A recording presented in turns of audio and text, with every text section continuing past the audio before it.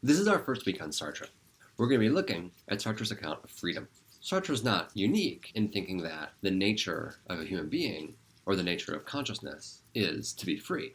Sartre himself cites Descartes, and you might also think of Kant. What makes Sartre unique is, in part, the answer he gives to the question, what is it to be free? And in part, what makes Sartre unique is his method for providing this answer. Sartre's method is called phenomenology. Phenomenology is a philosophical approach that looks to our experience of things in order to provide the definitions of things. So in order to provide Sartre's account of freedom, what he looks to is how we experience freedom, or how we become aware of freedom in our lives. And for Sartre, the phenomenon in which we experience our own freedom is anguish. Now Sartre makes it clear that by anguish, he means to refer to the same concept that Kierkegaard called anxiety. So Sartre agrees with Kierkegaard that we might feel fear about something in particular that's threatening us, like a bear approaching us, about to maul us. When we feel anxiety, there's nothing in particular that we're anxious about. In a sense, we feel anxiety about nothing other than ourselves and our own freedom. So the way Sartre explains this point is to say that while I might feel fear about my life being changed from outside the scope of my free choice, I feel anxiety about the way my life might be changed through my own free choice.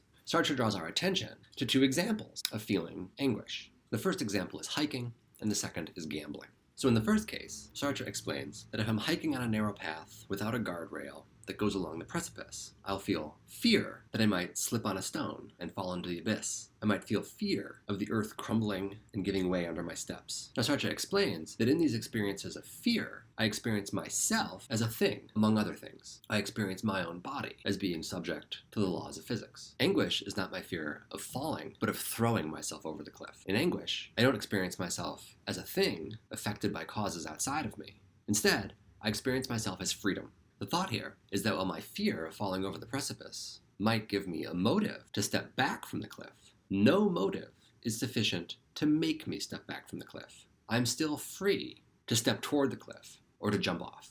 Now Sartre explains this by saying that there's a gap or a nothingness between my current situation and my future self. There's nothing in my current situation that determines my future self. Another way Sartre puts this point is to say that I am not the self that I will be.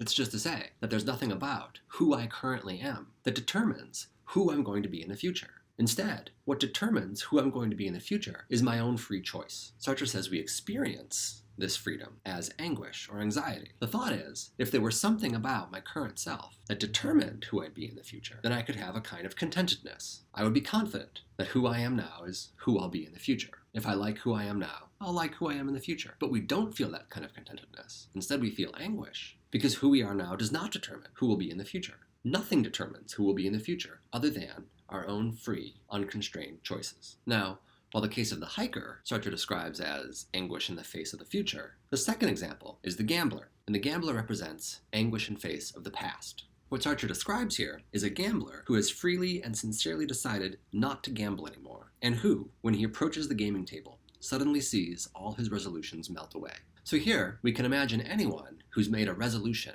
or a promise or undertaken a commitment in the past. We would feel content if our past resolutions could determine us to uphold them in the present. But Sartre says that what we apprehend in anguish is the total inefficacy of our past resolutions. Here what's revealed is a gap or a nothingness between my past and my present. Just as, in the case of the hiker, we saw that my present motives are insufficient to determine my future action. What we see here in the case of the gambler is that my past resolutions are insufficient to determine my present action. So Sartre describes this by saying, I am not what I am. The idea here is that I have a self that has been created through all of my past decisions, but who I am in the present is not determined by that self. The only thing that determines who I am in the present is the free choices I make in the present, unconstrained by my past self. Okay, so this is Sartre's account of the nature of freedom. To be free is to have a gap or a nothingness between your past self and your present self, and between your present self and your future self. The nature of freedom is not being who you are and being who you are not.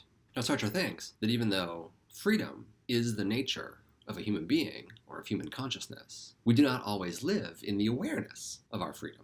Instead, Sartre thinks we're commonly fleeing from our freedom. Now Sartre calls this flight from our freedom inauthenticity or bad faith. Sartre offers us a few more vignettes in order to provide an account of bad faith. Now, Sartre wrote Being and Nothingness in 1943, and the vignettes he provides are what you'd expect from a white man writing in 1943. We're going to have to put Sartre's sexism and homophobia to the side in order to appreciate the philosophical points he's trying to make here. It'll help to introduce ourselves to two terms Sartre uses: facticity and transcendence. Facticity, for Sartre, refers to facts about me, or my body, or my past, that are outside of my control. Transcendence, by contrast, refers to our freedom. It refers to our power to choose who to be in the present and what to do in the future. So it's part of my facticity that I was born in Cleveland, Ohio. It's part of my facticity that I've been a professor at Williams College for the last 8 years. It's a matter of my transcendence that I'm giving this lecture about Sartre right now, and it's a matter of my transcendence whether I'll continue to be a professor at Williams College in the future. So Sartre's first example of bad faith, or inauthenticity, is a woman on a date with a man. As Sartre describes this date, the man is attempting to flirt with the woman, and the woman is trying to postpone her decision as to whether to engage in this flirting. So the first thing that Sartre imagines happening is that the man offers the woman a compliment, says, "Your eyes look beautiful," and instead of recognizing that the man is trying to flirt with her, what the woman does is treats the man's comment as if it's an objective scientific description. You can imagine her saying something like, "Yes, my eyes have a very unique color, and on the whole, people find unique things beautiful. So, sure, my eyes are beautiful." So far, perhaps the woman's being coy, but she's not in bad faith. What happens next is that the man takes the woman's hand. Sartre writes that this act calls for an immediate decision. Sartre says the woman's aim is to postpone the moment of decision as long as possible. He explains, to leave the hand there is to consent to flirt.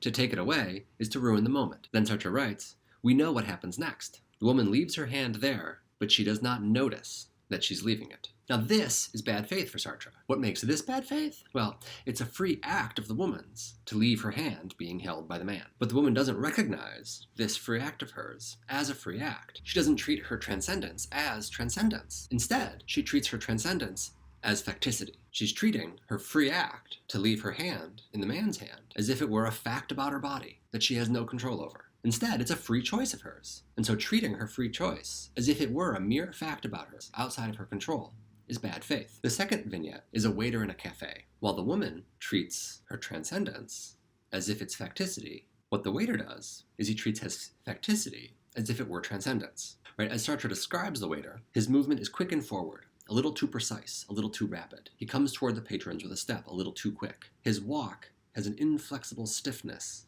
as if it were an automaton. The point is meant to be that the waiter acts as if he were wholly a waiter, or nothing but a waiter. We might say that the waiter acts as if he were born to be a waiter. And this is precisely where the waiter's in bad faith, according to Sartre. Even if the waiter's been working in the cafe all day, or all year, or for the past 10 years, even if the waiter has signed a contract to work in the cafe, none of these facts about the worker's past should be sufficient to determine who the waiter is, and the waiter is acting in bad faith insofar as he regards his facticity as determining his transcendence, regarding his past self as determining who he is here and now. Okay, so that's Sartre's basic account of freedom, and his basic account of the flight from freedom, that it's bad faith. What I'd like you to do in your papers for this week is think about, what could good faith be for Sartre?